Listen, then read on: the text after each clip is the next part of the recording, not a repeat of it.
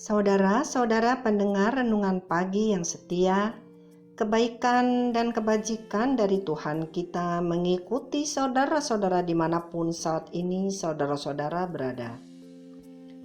Yesaya 60 ayat 1 dan ayat 2. Bangkitlah, menjadi teranglah, sebab terangmu datang dan kemuliaan Tuhan terbit atasmu.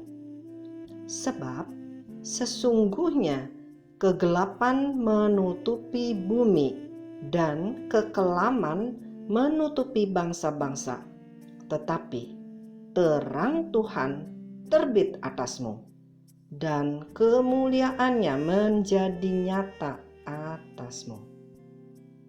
Saudara-saudara, dikatakan di dalam ayat tersebut di atas bahwa kegelapan menutupi bumi dan kekelaman menutupi bangsa-bangsa.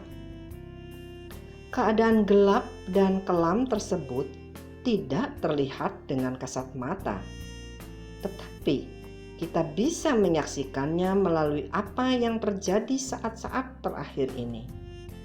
Kejahatan manusia bertambah-tambah. Mereka rela membunuh, merusak, dan menghancurkan. Mereka melakukan penipuan, korupsi, menghalalkan segala macam cara untuk mengejar dan mempertahankan kekuasaan dan menambah perbendaharaan kekayaan mereka. Mereka bahkan memfitnah dan berbagai tindakan kejam lainnya. Tetapi Tuhan berfirman bahwa terang Tuhan bercahaya atas kita. Apakah artinya? Sebagai umat percaya, Yesus adalah sang terang yang hidup di dalam kita. Hidup kita adalah hidup di dalam terang Tuhan. Pertanyaannya, Bu, apa yang harus kita lakukan? Jawabannya adalah percaya. Percayalah saudara bahwa kita hidup di dalam terang Tuhan yang bercahaya di dalam kita. Amin. Di dalam Yohanes 14 ayat 6, kata Yesus kepadanya, "Akulah jalan dan kebenaran dan hidup. Tidak ada seorang pun yang datang kepada Bapa kalau tidak melalui aku." Kita semuanya hidup di dalam jalan Yesus. Jalan itu menuju kemana?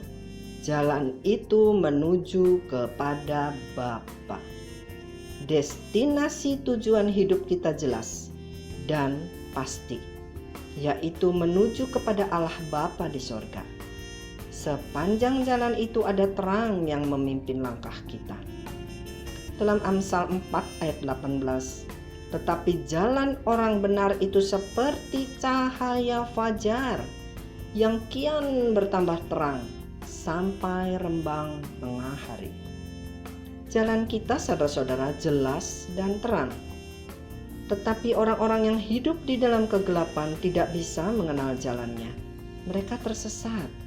Destinasi hidup mereka tidak jelas.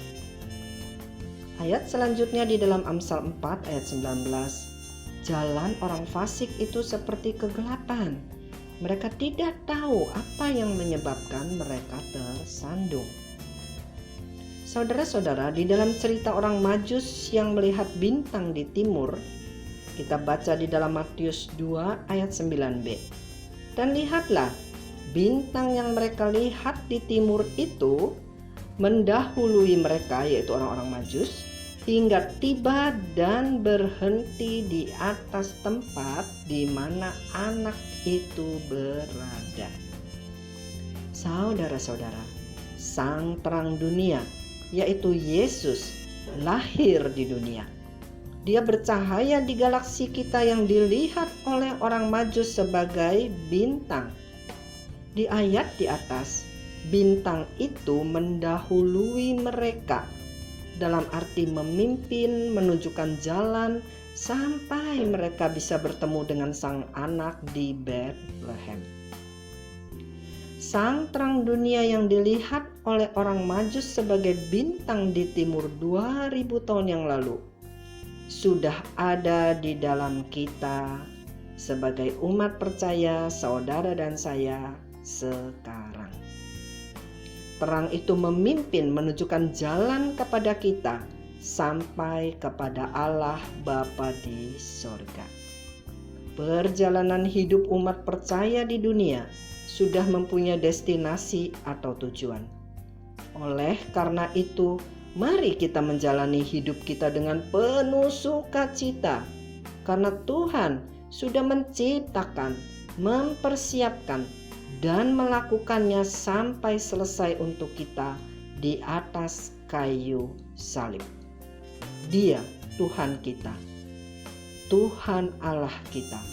Dia the great design.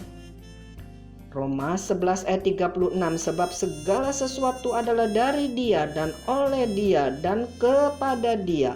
Bagi Dialah kemuliaan sampai selama-lamanya. Haleluya. Mari kita berdoa. Bapa di sorga, kami bersyukur akan terang-Mu yang sudah terbit dan bercahaya di dalam kami, menerangi jalan kami sehingga kami tidak tersesat di dalam karut-marut dunia ini. Kami percaya bahwa terang-Mu membawa kemuliaan-Mu menjadi nyata di dalam hidup kami. Terima kasih Bapa. Di dalam nama Tuhan Yesus kami berdoa. Haleluya. Amin.